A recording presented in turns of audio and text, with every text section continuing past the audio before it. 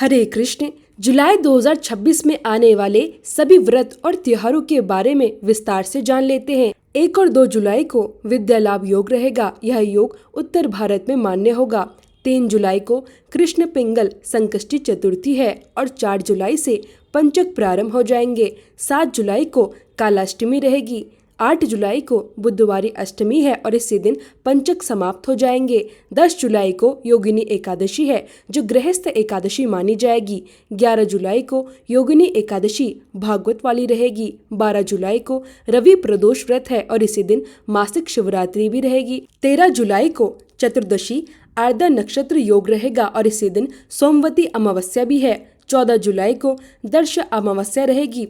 15 जुलाई को दूज के चंद्रमा का दर्शन होगा और इसी दिन से आषाढ़ मास की गुप्त नवरात्रियां प्रारंभ हो जाएंगी। 16 जुलाई को श्री जगन्नाथ रथ यात्रा, कर्क संक्रांति और व्यतिपाद योग रहेगा। 17 जुलाई को विनायक चतुर्थी रहेगी। 20 जुलाई को विवस्वत सप्तमी रहेगी। 21 जुलाई को मासिक दुर्गा अष्टमी रहेगी। 23 जुलाई को भड़ेरी नवमी रहेगी। 24 जुलाई को मनवादी तिथि रहेगी। 25 जुलाई को देवशनी एकादशी है। इसी दिन से चातुर्मास प्रारंभ हो जाएगा और इसी दिन वासुदेव द्वादशी भी रहेगी।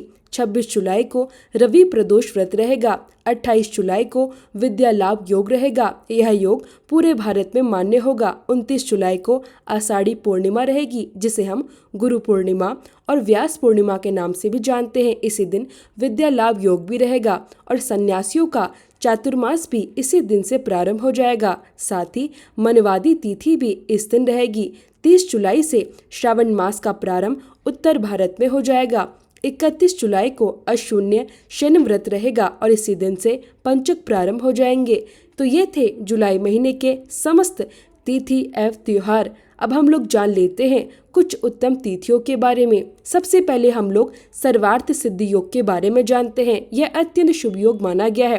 नया कार्य प्रारंभ करने के लिए, खरीदारी करने के लिए या इन्वेस्टमेंट करने के लिए यह योग बहुत ही श्रेष्ठ माना जाता है। इसका समय आपको स्क्रीन पर दिखाई देगा। आप अपने अपने स्थान के अनुसार समय अवश्य देख लें। यह योग 2 जुलाई, 7, 9 जुलाई, 11 जुलाई, 13, 19 जुलाई, 24, 25 और 26 जुलाई को रहेगा। इसके बाद आता है अमृत सिद्ध योग। अमृत सिद्ध योग में आप जो भी कार्य करते हैं वह लंबे समय तक स्थिर बना रहता है। चाहे वह निवेश हो, चाहे आप कोई नई वस्तु खरीदे, वाहन खरीदे या कोई अन्य महत्वपूर्ण कार्य करें, उसका प्रभाव लंबे समय तक बना रहता है। यह योग जुलाई महीने में 11 जुलाई, 13 जुलाई और 19 जुलाई को रहेगा। इसके बाद आता है मास शून्य तिथि।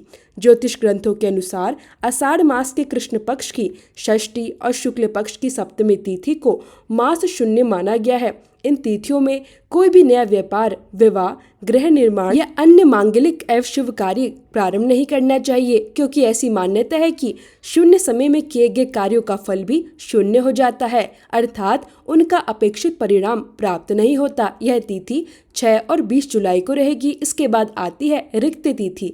रिक्त तिथि अर्थात खाली तिथि। पंचांग के अनुसार प्रत्येक महीने के कृष्ण पक्ष और शुक्ल पक्ष की चतुर्थी, नवमी और चतुर्दशी तिथि को रिक्त तिथि कहा जाता है। रिक्त तिथि का अर्थ ही होता है रिक्त यानी खाली। नाम से ही इसका अर्थ स्पष्ट होता है। ऐसी मान्यता है कि इन तिथियों में प्रारंभ किए गए शुभ कार्य फलहीन रह जाते हैं या उनमें विभिन्न प्रकार की बाधाएं उत्पन्न होती हैं। इन दिनों में कभी भी गृह प्रवेश नहीं करना चाहिए, नया व्यापार प्रारंभ नहीं करना चाहिए, विवाह, मुंडन, सगाई या अन्य नया वाहन, मकान आदि भी नहीं खरीदना चाहिए। इन तिथियों में तंत्र साधना भी की जा सकती है। शत्रु निवारण के लिए विशेष प्रयोग किए जा सकते हैं। कोर्ट कचहरी से जुड़े कार्य भी किए जा सकते हैं। बाकी नियमित पूजा पाठ तो हम किसी भी दिन कर सकते हैं। माँ काली और भगवान शिव की उपासना इन तिथियों में विशेष फलदायी मानी गई है। अब इसका समय जान लीजिए। स्क्रीन पर आप देख सकते हैं। यह तिथि 3 जुलाई, 9 जुलाई, 13, 23 और 28 जुलाई को रहेगी। इसके बाद आता है द्विपुष्कर योग। इस योग में किए गए कार्यों का फल 2 गुना प्राप्त होता है। नाम से ही स्पष्ट है, द्विपुष्कर अर्थात 2 गुना फल। इस योग में कोई भी शुभ कार्य किया जा सकता है, निवेश किया जा सकता है, संपत्ति खरीदी जा सकती है, वाहन खरीद सकते हैं। इन कार्यों का फल 2 गुना प्राप्त होता है। लेकिन ध्यान रखने योग्य बात यह है कि इस योग में कभी भी कर्ज नहीं लेना चाहिए। यह योग 20 जुलाई को रहेगा। इसका समय और नक्षत्र आप सभी लोग स्क्रीन पर देख लीजिए। यह योग 25 घंटे 39 मिनट तक रहेगा। इसके बाद आता है त्रिपुष्कर योग। जैसे द्विपुष्कर योग में 2 गुना फल मिलता है, उसी प्रकार त्रिपुष्कर योग में किए गए कार्यों का फल 3 गुना प्राप्त होता है। इस योग में भी कर्ज लेने से बचना चाहिए, लेकिन इसके अंतर्गत आप खरीदारी कर सकते हैं, निवेश कर सकते हैं और अन्य शुभ कार्य भी कर सकते हैं। इसका फल 3 गुना प्राप्त होता है। यह योग 11 जुलाई को रहेगा। इसका समय भी आप लोग स्क्रीन पर अवश्य देख लें और साथ ही साथ इन सभी का स्क्रीनशॉट भी लें। अब अगला विषय वह है कर्ज लेने का उत्तम मुहूर्त। ज्योतिष शास्त्र के अनुसार कर्ज लेने के लिए सोमवार, बुधवार, गुरुवार और शुक्रवार सबसे उत्तम माने गए हैं। कर्ज लेते समय चर लग्न जैसे कि मेष, कर्क, तुला और मकर लग्न तथा शुभ नक्षत्रों का होना आवश्यक माना गया है, ताकि लिया गया कर्ज समय पर और आसानी से चुकाया जा सके। इसी गणना के अनुसार यहाँ पर आपको जो तिथि बताई जा रही है वो है 8 जुलाई, जो कि दिन बुधवार है। 16 जुलाई गुरुवार का दिन है और 17 जुलाई शुक्रवार का दिन है।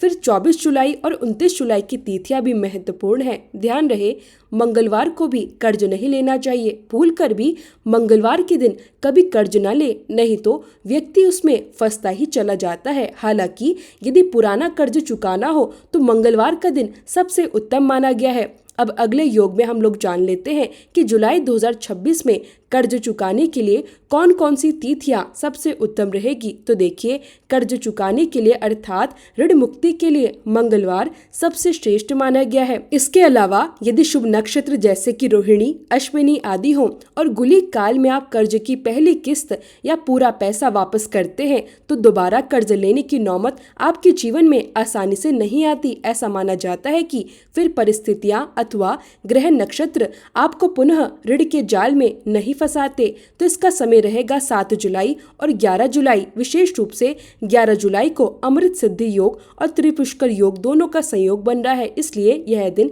कर्ज चुकाने के लिए अत्यंत शुभ माना जाएगा। वैसे तो शनिवार के दिन कर्ज का लेन देन सामान्यतः टाला जाता है, लेकिन इस दिन जो शुभ योग बन रहे हैं जैसे कि त्रिपुष्कर योग और अमृत सिद्धि योग वे अत्यंत दुर्लभ होते हैं। यह एक बहुत ही विशेष और शुभ संयोग है। ऐसे समय में यदि आप कर्ज की कोई भी किस्त या कर्ज का बड़ा हिस्सा चुका देते हैं तो मान्यता है कि आपका कर्ज बहुत तेजी से कम होने लगता है। इसके बाद 14 और 21 जुलाई की तिथि आती है।